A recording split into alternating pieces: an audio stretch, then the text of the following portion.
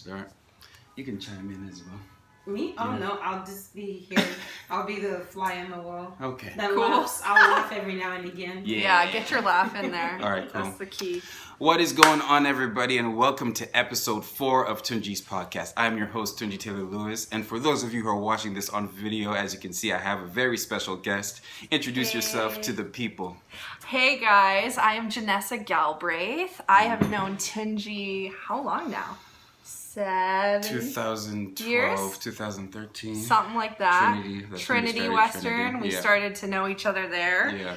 I am okay, let me list it all. I'm an actor, Yes.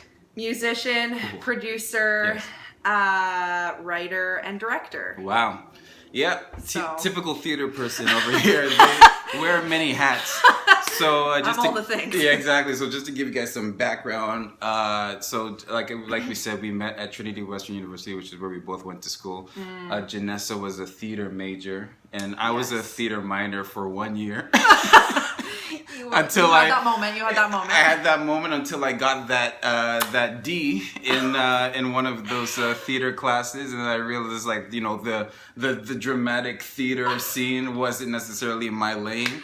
And I was thinking about that the other day. I was like, I love that Tunji was out here with that D. Yeah. And yet, here you are, like, probably out marketing all of us right now in terms of actor. Like, honestly, you're out here, like, living it. Yeah. So I got a D in theater, which was a shock to everybody because I was, like, sort of like the theater kid as far as everyone knew.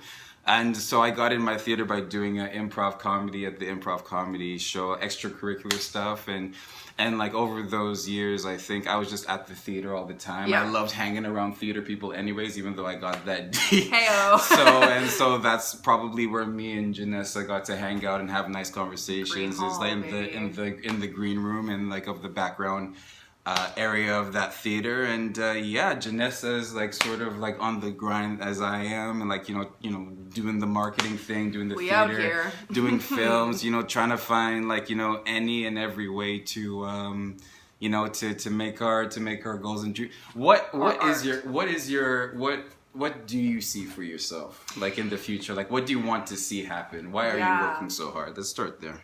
Yeah, so I just had a year of sort of traveling around, so which I didn't pay for, to be clear.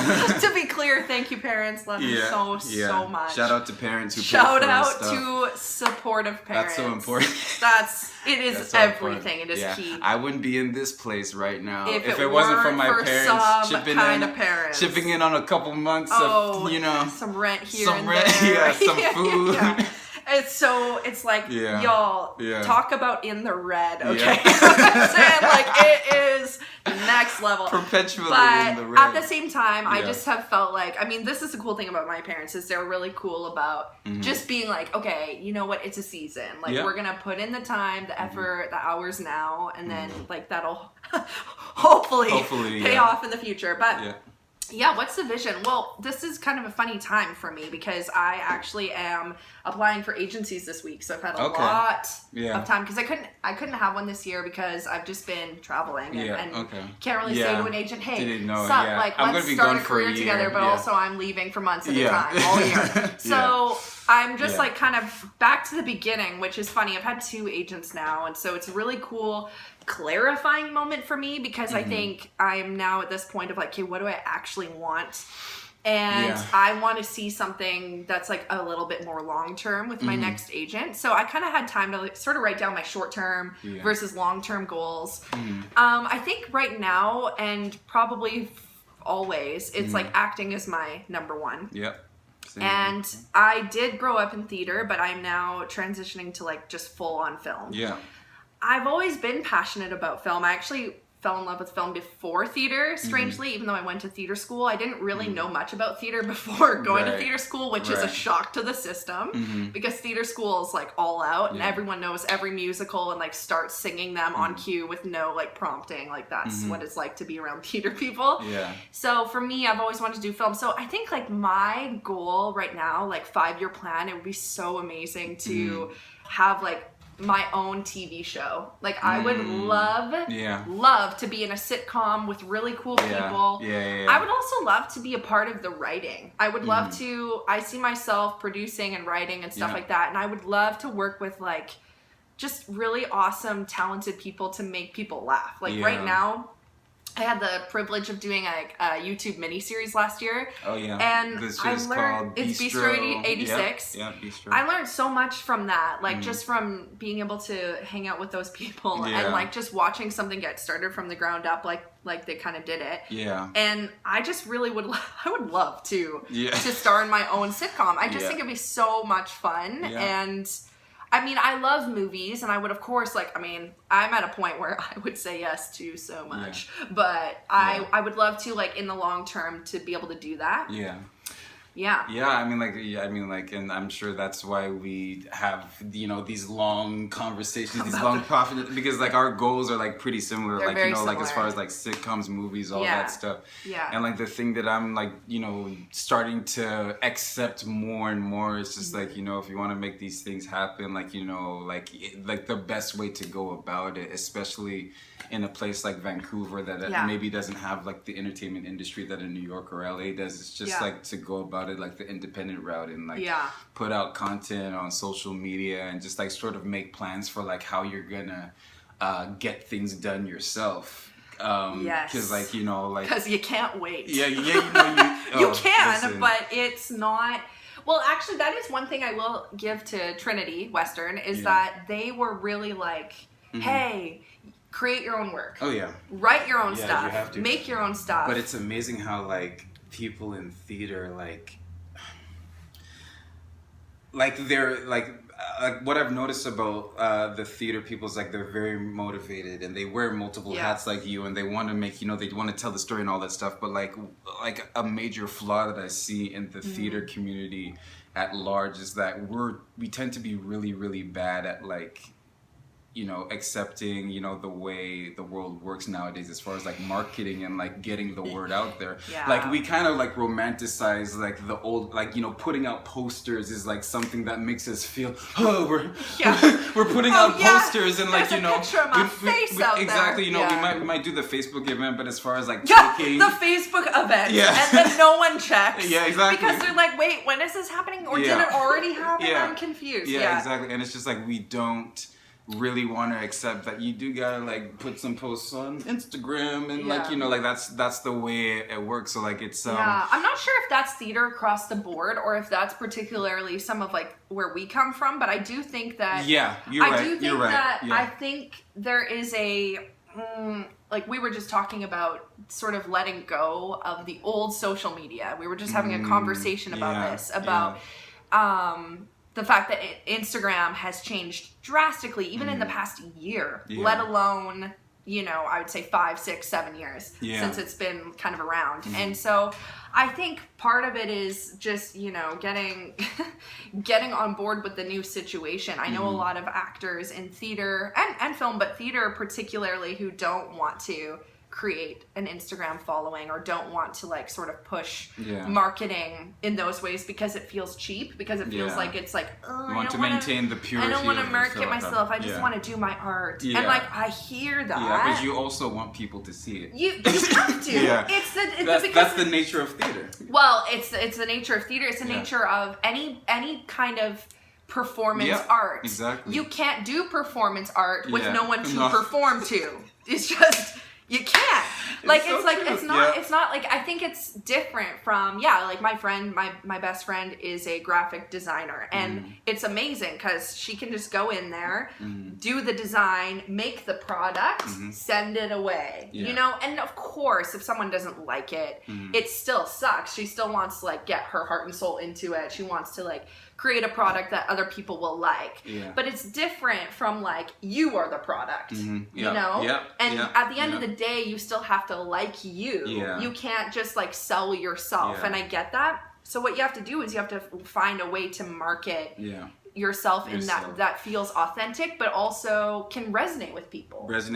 And then like just for yourself, like personally and for your own health, like knowing like how much you want to give away and how much you want to like, you know, keep private and like keep to yourself. And you know, we were just having the conversation about like relationships, like how much of your like relationship or like your family life you want to put out there and how much you want to keep. And you know, for me, like I'm always, I think just generally like my philosophy on social media or what I put out there is just like making sure that I'm being entertaining, or like I'm giving people like some sort of escapism, and I'm not like basically like, because acting and comedy is such a big part of who I am, I'm able to like give people sort of a peek through into who I am through this thing that means a lot to me anyway. So as long as I'm being an actor, as long as I'm being an entertainer, people are getting to know like a good side of me anyway. So like that's sort of my way of sort of like checking that box, but without like, you know, without like, you know, getting people crossing to be like the boundary of yourself. Getting people to be like too intrusive or anything like that. And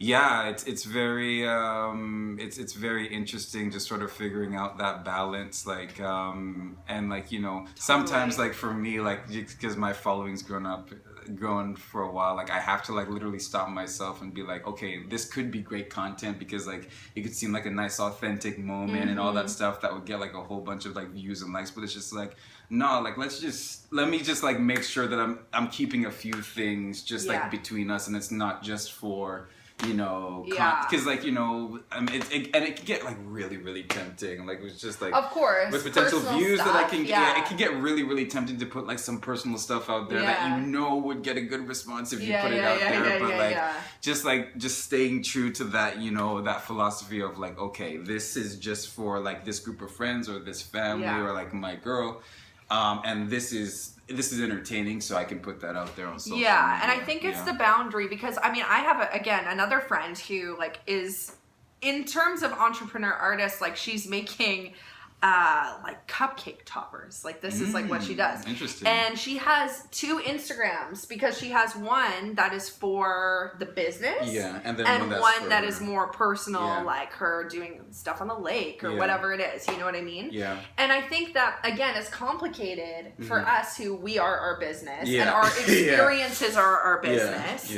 But also knowing where that boundary and that separation is. And so you kind of have to really, truly, I mean, that's why I had to make a decision. I'm still on this journey of deciding what my brand is. And for me and for you, it is an entertainer. It is someone who makes people laugh. It is doing those kinds of things. And I think you have to, like, in theater, we used to call, because you don't want to just do a show and be like, it was only successful if people laughed or cried or whatever, if you hear a tangible response. And so what we had to do was we had to create something called measures of success. And so like, does it meet those expectations? Does it meet that standard of what success is to you? And so, you know, something that could get a lot of likes but doesn't necessarily have that measurement, like isn't necessarily kind of what you're going after for your brand or for just like you as an actor, or even just the kind of person you want to be. Well, like, you know, like that's the most important thing, I think, when you're starting off, like, you know, creating your especially a personal brand on social media. It's just like you just got to know and figure out, okay, like what am I just having fun creating? Like, like it's got to be fun. If you don't like it, forget it. Like for me, like like lip syncing, you know, like lip syncing is like a popular thing to do, like on this app called TikTok. Have you heard of TikTok? Yeah, TikTok, But lip syncing songs and like imitating my favorite characters on TV is something that I've been doing like forever. Like I did like high school, like in high school drama, we had to just come up with our own performance that we want to do. Literally, James Brown, Prince, Michael Jackson. I just did Usher. I did lip sync. I did a medley of lip sync performances of them, right? And so I thought to myself, okay, like maybe one day I want to do a one-man show. Well, if I were to do a one-man show, like what would I do? I'd probably do a bunch of like imitations of my favorite comedians. Oh, I could just do that on social media. How about I just do that? And like literally that's how it started. Yeah. And it was just fun for me to do. And then down the road you start to realize the trends, like, okay, like, so like the black comedians are the ones that tend to get like the most shine, as opposed to Don Rickles on the Johnny Carson show. Like people are responding more to the Steve Harvey stuff than that. So let me just do some more Steve Harvey. My gosh, he will bring in all those likes, especially when he talks about church. He is so underrated as a stand-up comedian. Like it's funny because I'm on TikTok, so it's mostly kids, like young people. Yeah. And it's so funny, like when these kids are like, "Oh my goodness, Steve Harvey had hair." Like they literally have like no idea that he used to, like, Sade had no idea that he used to do stand-up, and like that was his like MO for like that was the thing. That's what he did for like most of his career, and like he's like, and like for whatever reason, people don't want to give him the respect that he's due, but like Steve Harvey. As a stand-up, he was maybe, and like it possibly could, because like he did stuff for black people a lot, and like he didn't really cross over, and like he always made sure that he was being really true to himself. But it's definitely paying off now, because he's on Family Feud and he's 100% himself. Oh, and I love, he is himself. Like he hasn't changed or pandered to it. Like he makes fun of people's answers. That's a no-no. You can't do that. You can't make fun of the guest, but like, but like... But not, though. Yeah. So like, even like, I know we got a little bit off track, but even just like, observing him and just like studying him, like that's been a huge lesson for me, and just like... being authentically who you are, and then like letting the people come to you, and not worrying about the people who don't think it's gonna work out, because that's something that's very easy to get into in this industry, is being like, oh, they want me to be like this, so I'll just get this, fill that box, I'll get this type of headshots, or like when for us, like if you as a woman, me as a black dude, like, oh, they want us to be presented in a certain way, so like let me make sure. But there's definitely greater long-term benefits to just like really being authentic and really presenting yourself as you truly are, and being patient while waiting for those things to come. And I think people are tired of that. Like people are tired of seeing like, I don't know, just whatever kind of ideals that people have of things. Like they're more interested at this point, this stage of the game, in seeing what's actually happening, what's real. Exactly. I think people are honestly hungry for authenticity. Oh yeah. And so I do understand that at some level, you can play to certain strengths, or you can forgive it depending on a part. Like maybe like as an actor, like, oh, in this role it would be okay to play up the fact that I am black, or that I am a woman, or whatever. Like you can obviously do stuff that works given if you believe in the project as a whole. You know what I mean? But I think that if it's just like, because what actually ends up happening is when you kind of cater to what other people want so much, then actually you're getting played. Truly. You know what I mean? Like you're getting used. 100%. And especially as we're talking about the boundary between what is me, what is not me, like what is my brand, and how do I keep that boundary between personal life.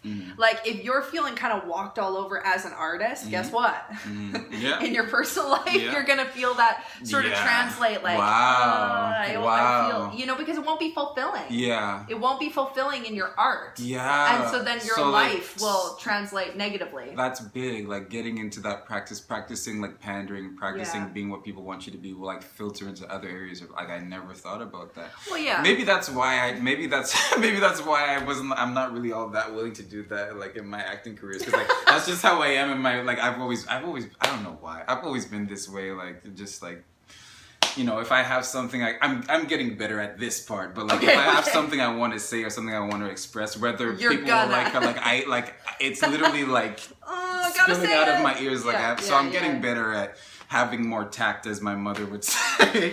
You need more tact, Tunji. That's what. And like, Tunji, you need some tact. But like, and like that's how it's definitely been in my acting career as well. It's just like I'm really like stubborn when like somebody, or like even when my agent would be like, you need a headshot that looks like this, and I'm like, well, I mean, like this headshot I already have has gotten me work, so like I'm oh man, I hope my agent doesn't. Sorry, we love you, agent. But no, I mean, actually, like, I've talked to a few different agents now, even ones I'm not signed with, who like, it's a relationship, you know what I mean? Like, agents should be willing to discuss things with you and talk about it. So if you really feel an impulse, like, listen, I mean, they could be right. Like, they might be like, that's the crazy thing. No, like, they know more than I do. Like, they're the people who are actually, like, vouching for me to get work, and they're telling me it would be good if you did this, and I'm like, nah, I'm good. At the same time, it's hard. Yeah. Well, and here's the difference, though. You have to keep in mind, not all work, like, this is the transition that I have made for myself, which is crazy because I'm broke on broke. But the transition I've made is I don't actually want to be a part of every single project that I could be in. Yep, absolutely. There's a lot of projects out there that I could for sure play, and I don't want to. Yep. Just as a person, or as like a Christian, or as just as a woman, or as just straight up, I'm not interested. Like sometimes there's no big moral reason, or more kind of bigger picture reason. Sometimes it's just like, that is just not something for me, you know? Absolutely. I don't know, too. I also kind of feel like, again, I operate out of this sense for myself that it will come, but it's a big patience game then. Oh, yeah. And so I just think maybe if you take a part that you just don't feel like it's really conflicting to take that part, that like you could also be taking a part from someone that it should be like almost like their part. You know what I mean? Yeah. And then on top of that, you feel crappy. You're probably not going to do your best work. Yeah. So it's tricky. Like, I mean, like, I don't know. I think that's my new transition right now is like just looking at stuff. And I mean, sometimes you can play something super out there and have a blast. Like, maybe it wouldn't be something you'd normally play, but you get the opportunity to do it and it's fun. Yeah. But I don't know. So it's tricky because, you do have to know yourself, right? Yeah. Like, I don't know. I feel like just, like, choosing to just, like, be, like, choosing to figure out a way, like, how you're going to, like, make this work for yourself and not being dependent on getting a job or, like, getting a gig all the time is, like, really the best way to go, because no matter, like, where you are on the totem pole of, like, that area, where when you're waiting on work to come, no matter where you are on that totem pole, that's stressful. Because, like, let's just start at the bottom. Like, you know, you're an aspiring actor, you want work, you're not getting a whole bunch because, you know, they're not casting, you know, like, blonde females, blonde females for that season. So, like, you know, you're not getting a lot of work. But, like, even thinking about it on the top, like, you've gotten a role, you've gotten, like, all this notoriety, but, like, if you're still dependent on people to, like, bring you work, now you're really stressed about, okay, like, which one's, like, the best role for me to take, because like you're completely dependent on the industry. So, like, whenever the industry feels like dropping you, that one, like, doesn't work anymore, then they'll do that. So it's like a really stressful decision. So you're like, okay, like, and then you end up picking the safe route, and then you end up being typecasted as, like, this one role, because, like, the industry or, like, producers know that, okay, when she did this, then that worked for the audience. So let's, like, not people who aren't artistically minded think of you purely as, like, a product, as a business commodity. Oh, she played, you know, the rich girl who's also a bitch. So we'll just keep finding roles like that for her. New thing, and agents will do that as well, because agents want to, like, make sure that they're securing their check as well. They gotta get the money. So like, you know, so like it's such an important thing for all. Like, that's probably going to end up being something that I'm going to push, you know, one day when I make it, you know, God willing, when I make it. You will. That's one thing I'm really, really going to try to push for, like, artists that I'm around. It's just like, look, you have to. It's like, you know, these gigs, this work is probably going to bring in more money, but you have to have something so that if those aren't coming, that you're still going to be okay, and you're still going to be able to have a place to stay, and, like, you know, like, live a certain lifestyle, or, like, save up, or, like, you know, eat, because, like, you know, sometimes we don't do that as artists, right? You know, so for anybody, for musicians, for actors, for art, like, it's just so important for us to be going along that long-term road of figuring out, like how am I going to sustain myself. And I think it comes back to a bigger picture issue too, which is the idea of caring so much about other people's opinions. Yeah. You know what I mean? Like, going back deep down that hole of, like, what should I take? Like, should I do this or should I do that? Well, what do you like better? Like, what's more, you know, like, if you're ever blessed to have an option, you know what I mean? Like, what like, where do you feel? And I mean, sometimes people won't agree with you. I feel like comes to mind, like, when Matt Damon was like he I think stepped off of oh goodness, I can't even remember what it's called, but Ben Affleck's brother did it instead, and won an Oscar for the role that Matt Damon was supposed to do. And then I think he did The Martian during that time instead because he just wanted to do he just wanted that, and people were like, "Are you Manchester by the Sea?" That's what it was, and it ended up winning like Oscars and stuff. And like everyone, like Kimmel was going hard on him, like, why did you do The Martian? And I would hope that it's because he made that decision. But if it was the safer decision for him to choose that, then that's also tricky too. But you know, you just have to make the decision that is good for you because you know, even when you were talking about Steve Harvey too, like maybe he didn't do that crossover, maybe he didn't want to, like maybe he wants like where he's at in his career in every way is where he wanted to be. Like you don't know, right? And here's something that we might actually disagree on. Talk to me. Talking about the Oscars. Okay. Do you think that getting an Oscar is important, for lack of a better way of saying it? Do you think that's like something that people should like legitimately try to like go for? Is like getting an Oscar? I think that if you were to ask me, Jenessa, have you never pictured yourself like doing the Oscars speech? Like, I would like to thank my mom, like every other person who's ever done this. Like, you know, you know, if you were to have the shaking, the shaking of the speech, script, like I knew I wasn't gonna know what to say, so I wrote it down. I didn't prepare anything. I can't believe it. I for sure pictured it. Is it actually? It's become more clear to me every year that I watch the Oscars how much they don't matter. That's me. Okay, so we do agree on that. I think we agree on that too. Then you know why? Because there's I hate to say this because it's a dicey kind of topic too, but truly, I heard stories last year that really kind of freaked me out. Like because so first of all, I mean, I find it challenging to categorize a lot of what they categorize in the Oscars. I feel like, for example, there's some categories that aren't in the Oscars that we could recognize, and then there's some categories that just don't make as much sense to me. Like, why is this movie paired with this movie, like going against each other? I can imagine it's quite difficult because art is so freaking subjective. Like, how would you even compare, like, between all these Best Picture nominations? Like, they're pretty good movies sometimes. Also, though, sometimes we're making a lot of movies that, again, I think somebody is caring too much about what other people think. Because someone, a producer or a director or a writer or whatever, we seem to be writing a lot of stuff that it's just for the culture, for the critics, for the critics rather than for the people. Because like a lot of times when people watch the Oscars, I know I've had this experience. I'm watching the Oscars and I'm just like, I have never seen. I've never even heard of like any of these movies, and it's winning the thing for Best Picture. Okay, cool. I've just like never heard about it until today. And like there's another element of it too. It's just like there's like so much like politics going into it, and like I won't get into like the whole Kevin Hart hosting thing because like that can be like a touchy subject. That's really like complex, but like just the fact for me, like what solidified for me that the Oscars were bullshit was like when they nominated Black Panther. Let me explain. What I mean by this. Okay. Now they had that whole like Oscars so white controversy. You know, we need more black stories. We need more black, which is like which has greatly benefited me because like now I'm going up for more roles because now the industry is scared of black diversity. Exactly. Now they're scared of like like our backlash, right? And so like that year.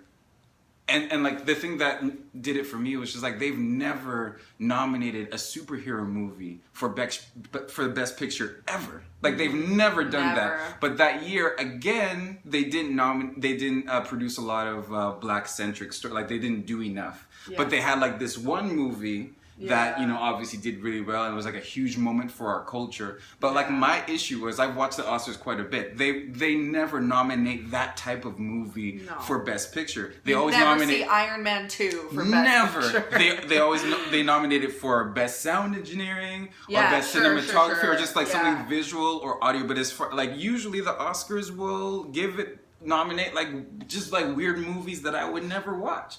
And so that's like, that was just like a clear sign to me that that was like purely like a political move, and it was purely a move for, it was a PR move, not political. PR move that most of us would be satisfied with, because like we would like to see a movie that we've seen before be nominated for Best Picture, right? But like, just because I watched the Oscars a whole bunch of times, I know for a fact that they're just doing that just so that we won't scream at them, basically, right? So that's the one that did it for me. And then like also like, you know, the Kevin Hart. I used to dream of hosting the Oscars. I never dreamed of winning one, but I always dreamed of hosting, because that's where all the comedians were. But after like the whole Kevin Hart situation did, and how they basically just threw him under the bus. I was just like, I don't even care about that now. You know what I mean? And like, that's a tough discussion to have. Well, like, and then on top of that, then they end up doing the Oscars with no host. And you start to think, what? So this could have been done the whole time? I don't know. Well, now I have to say, like, they told Kevin Hart that if you don't apologize for tweets that you made 10 years ago, then we're going to kick you off. So Kevin Hart said, bet, I'm gone. And then they started to... such a Kevin thing to do. He said, okay, I'm gone. So then they panicked. And we should clarify and say, because he has already apologized for those tweets like years ago, when he already discovered, hey, I'm sorry, that joke could have been insensitive to certain people. So he'd already done the work, and now 5 some odd years later, they want another apology. Which is like, you know, Twitter troll. But like, regardless of all that, regardless of like whether you think his apology was genuine or not, let's just look at the Academy. The Academy didn't expect him to say, bet, I'm going to go. They put him in a corner and expected him to apologize. So when he said no, that threw them into something, because they are used to telling actors, what if you don't do this, then we're going to take away this work. Because we're so important, and we're giving you this prestigious gig that doesn't pay a lot of money, but it gives you a good image. So like when he said no, they did not know what to do. So the issue I have with the Academy was just like, in this case, it was clear that they didn't care anything about gay rights. They didn't care about that. They cared about like keeping their image and making sure that they looked good, and they looked good in the situation, and making him apologize so that like when they bring him on, like, you know, they can seem like the good guys, right? It wasn't about like any conviction towards social justice or like hate speech or any of that. It was purely about, you know, their image and PR and all that stuff. And so when that happened with the Black Panther thing, when that happened with the hosting thing, I was just like, okay, like this thing is just purely about just doing stuff for show. And like and I've never been that type of person. I've always been the type of person to go like, okay, like I want as many people to see and enjoy my work. That's the most important thing for me. And I know that as I go more and more into the industry, that people are gonna hate me for that, because like, you know, I'm someone who's really intentional about like marketing and like, you know, getting it out there. This is what they did to Will Smith. Will Smith would like do songs to like cross promote his movies and all that stuff. They hated him for that because they weren't doing that type of work, and they were justified by saying, oh, but you're not letting like the art speak for itself. Like basically they said he was cheating. And I know I'm going about that route, so I already know that, you know, I'm gonna catch flack for that. But like that's I'd rather, you know, the people be, you know, the critics. I'd rather like the people enjoy my work rather than, you know, people in suits and and pantsuits. You said a couple of really relevant things. I mean, one thing you said even is like, well, usually the Oscars, like I saw Black Panther, but usually the Oscars is a bunch of movies I would never see. Right there, it's like very interesting. Right there, because like, I get that, like, not necessarily making a movie for There's necessarily a movie about a woman who wanted to fuck a fish. I don't want to see that movie. That's disgusting to me. Oh my gosh, and like, I have so many words about that film because I did see it, and I cannot get behind how it had as many Oscar noms as La La Land the year before. I just have no concept of it. Which is a movie that everybody watched and loved. Even, like, I'm not, like, a musical type guy, but I can see how this movie is, like, absolutely incredible and, like, very well done. And the work was there. So it's like, okay, how? How is that even nominated? But anyway, but even, okay, and again, okay, now I have to go into it a little bit. Yeah. Like with that, you had a movie that was, I'm speculating, you know, and maybe not everyone will like this, but that was a movie where you had this fish that's like the other, okay, like some sea monster that's like the other, and then you have three people to relate that relate to the fish that are like the main characters, and it's like you know, like a black woman, a gay person, and then like a deaf a mute person. So a woman who can't speak. Yeah.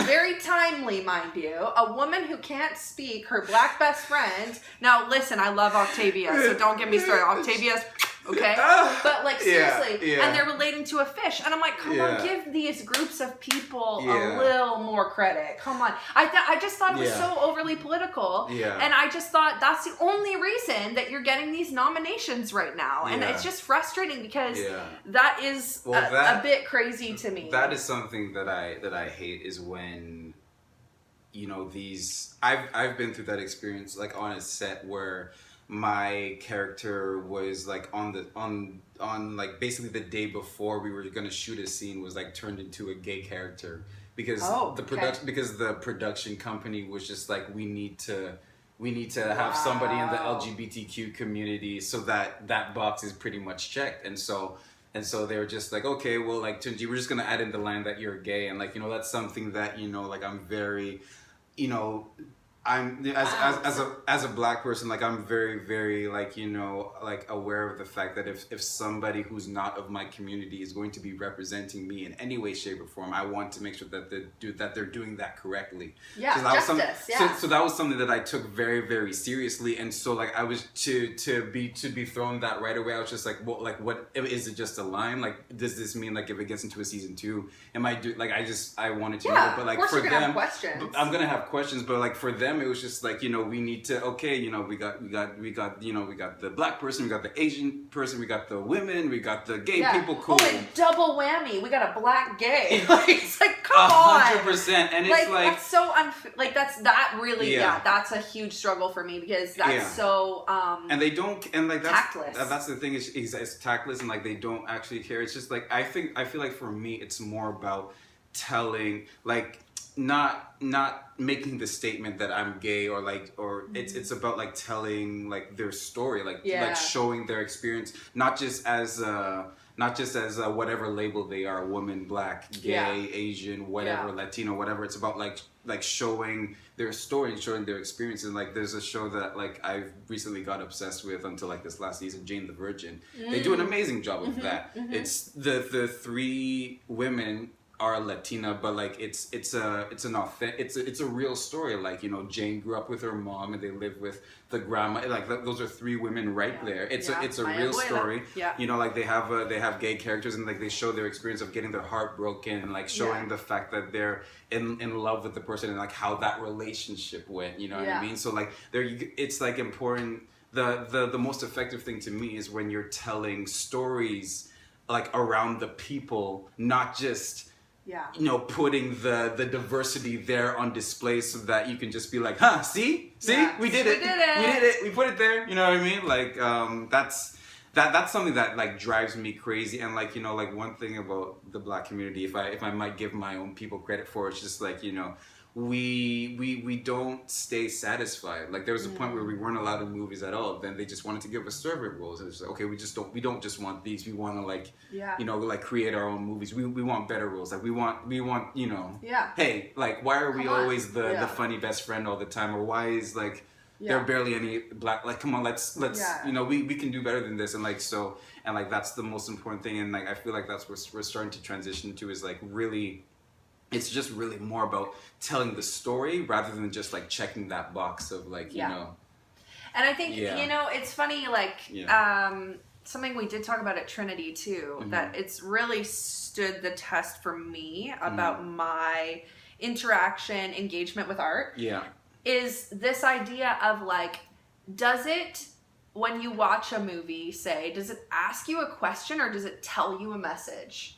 Because I think that oftentimes, You know, and of course, depending on the question you ask, there might be like the question might inherently give you some thoughts on the matter, but I just find like often I'm not really in this game for like propaganda work, and I know that's a strong word to use, but like when you are forcing a message on someone, whether it's the best message to me personally in the world or not, it's actually more like propaganda. It's not actually storytelling. It's not actually theater or film. It's not good writing. And I think a lot of that happens, and there's not a question, and it's just like a thrown on thing, and it's kind of careless, and you start to wonder like, okay, like that would be, I mean, just like thinking about that story, that would be really crazy if all of a sudden they were like, oh, you know what, we're actually just gonna make like, we're gonna recast this part as like someone who's black, like last minute. You know what I mean? And it's like, but does this character, like, okay, but does this, if it was open from the beginning, maybe, but does this character have anything like that's like the story around them, or is it just like we forgot? You know what I mean? Like, it's crazy, and, like, it's actually such a disservice. 100%. Like, I would rather, you know, I just want to see, obviously I want to see like a diversity of people represented, but I also want to see like shit that's done well. And, you know, I want to feel like when I'm watching this story that the people who are in that story are people who would actually be in there. You know what I mean? And which is what, and like, you know, it's really, really hard. That's why going about things the independent route really is a great way of sort of like breaking the mold, because like basically people up there who are business minded and who have the suits, they basically just want to make sure this is what has worked since like the 1970s. So unless somebody proves that like this is another way to go, or unless we start to lose money unless we start to lose money by doing it this way, this is the way we're going to continue to do it, because this is just the safe route. This is what's going to bring the money in, right? So just to bring it all the way back around, like, you know, you have to be aware of the fact that, you know, it is a money game. Of course, also, it's a business. It's show business. Yeah, exactly. So like, it is a bit exactly. You have to be aware of like, you know, of the fact that it is a business, and like you have to make yourself marketable so that you can get these jobs. But also like be aware of the fact that, you know, that there are certain things about this industry that you know just sort of like teeter on that line of right and wrong, and so like you just have to make sure that you're making the right decisions.